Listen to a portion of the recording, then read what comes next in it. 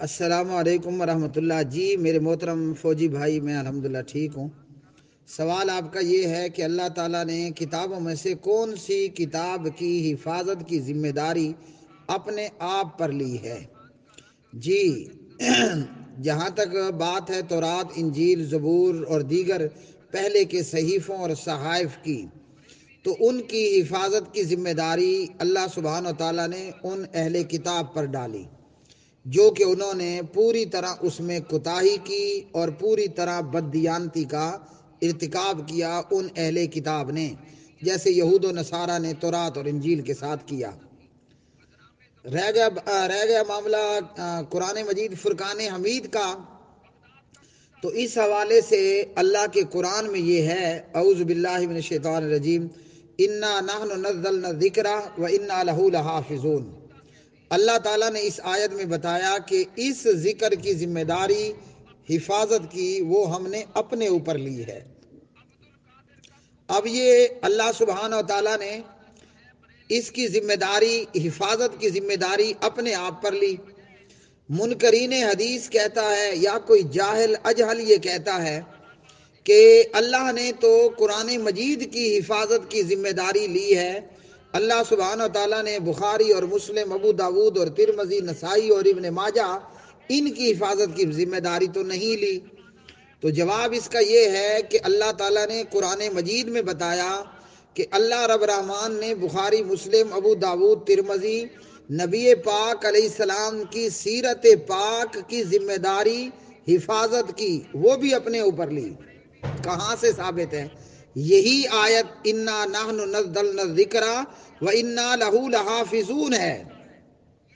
اللہ تعالیٰ نے اگر یہ فرمایا ہوتا نا انا نحن نزلنا القرآن و انا لہ لحافظون، پھر تو کوئی جاہل بندہ، کوئی کم علم بندہ، کوئی لا علم بندہ، کوئی منکرین حدیث یہ اعتراض کرتے ہوئے سونا لگتا کہ اللہ تعالیٰ نے صرف قرآن مجید کی حفاظت کی ذمہ داری لی ہے، سیرت محمد الرسول اللہ صلی اللہ علیہ وسلم یا سنت محمد الرسول اللہ یا حدیث محمد الرسول اللہ صلی اللہ علیہ وسلم کی ذمہ داری نہیں لی۔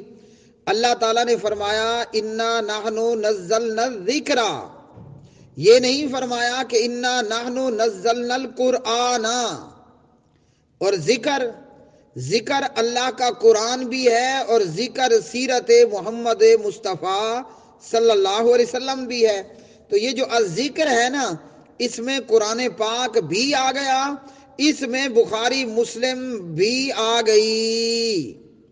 تو اللہ کے قرآن سے ثابت ہے کہ اللہ نے قرآن مجید کی حفاظت کی ذمہ داری بھی لی اور اللہ نے نبی پاک علیہ الصلاۃ والسلام کی سنت، سیرت اور حدیث کی ذمہ داری بھی لی حفاظت کی۔ اور آپ کی سنت اور سیرت یہ تو ہم سب جانتے ہیں نا کہاں پر ہے، جیسے قرآن میں ہے ویسے بخاری میں ہے، مسلم میں ہے، ترمذی میں ہے۔ اور اللہ نے اپنی اس ذمہ داری کو پتہ ہے کیسے پورا کیا؟ قرآن کریم کی حفاظت کے لیے اللہ نے قاری اور حافظ پیدا کیے، سبحان اللہ۔ اس لیے کوئی قاری اور حافظ ملے نا تو اس کی پیشانی چوم لیا کرو۔ یہ قرآن کے قاری اور قرآن کے جو حافظ ہیں نا، یہ اللہ سبحانہ و تعالیٰ کے لاقب ہیں۔ ہم اپنا پیسہ رکھنے کے لیے اپنا اکاؤنٹ بناتے ہیں، ہم اپنا پیسہ رکھنے کے لیے اپنے گھر میں تجوری بناتے ہیں، ہے نا؟ ہمارے گھر کے اندر ایک مخصوص خفیہ لاکپ ہوتا ہے یا ایک خاص مضبوط تجوری رکھی ہوتی ہے، یا گھروں کے اندر بچے وہ گولک بناتے ہیں، جی بچے گھروں کے اندر وہ مٹی کی چھوٹی سی گولک ہوتی ہے جس میں بچہ اپنے 10 روپے، 5 روپے، 2 روپے بحفاظت رکھتا ہے اور جمع کرتا ہے۔ اللہ نے قرآن کریم کی حفاظت کے لیے قرآن کے حافظ، قرآن کے قاری کا سینہ انتخاب کیا، سبحان اللہ۔ اور اللہ سبحانہ تعالیٰ کو یہ اپنی تجوری اتنی پسند ہے، کل قیامت کے دن اللہ رب رحمان قرآن کے قاری اور حافظ سے کہے گا محترم المقام حضرت حافظ صاحب پڑھتا جا، جنت کے درجات چڑھتا جا۔ او کما قال علیہ الصلوۃ والسلام، سنن ترمذی کتاب فضائل ابواب فضائل القرآن، ٹھیک ہے جی۔ اور حدیث کی حفاظت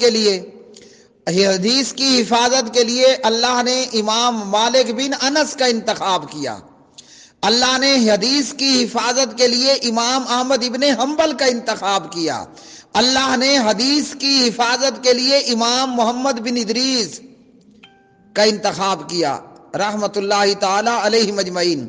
اللہ نے حدیث اور سنت اور سیرت مصطفیٰ صلی اللہ علیہ وسلم کی حفاظت کے لیے امام محمد بن اسماعیل امام بخاری کا انتخاب کیا، امام مسلم کا انتخاب فرمایا۔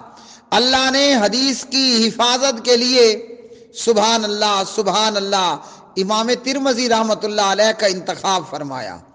تو انا نحن نزلنا الذکر و انا لہ لحافظون، قرآن پاک کی یہ آیت بتاتی ہے کلام اللہ کی حفاظت کی ذمہ داری بھی اللہ نے لی، اور حدیث رسول اور سنت رسول اور سیرت مصطفیٰ صلی اللہ علیہ وسلم کی حفاظت کی ذمہ داری بھی اللہ نے اپنے پاس رکھی۔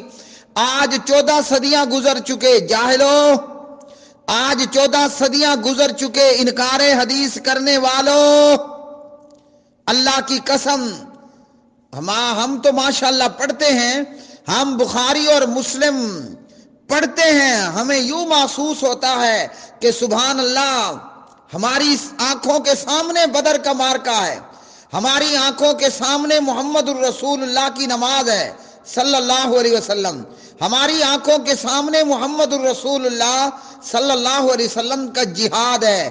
14 صدیاں گزرنے کے بعد کلام اللہ بھی پوری طرح تازہ ہے اور حدیث رسول اللہ بھی پوری طرح تازہ فریش۔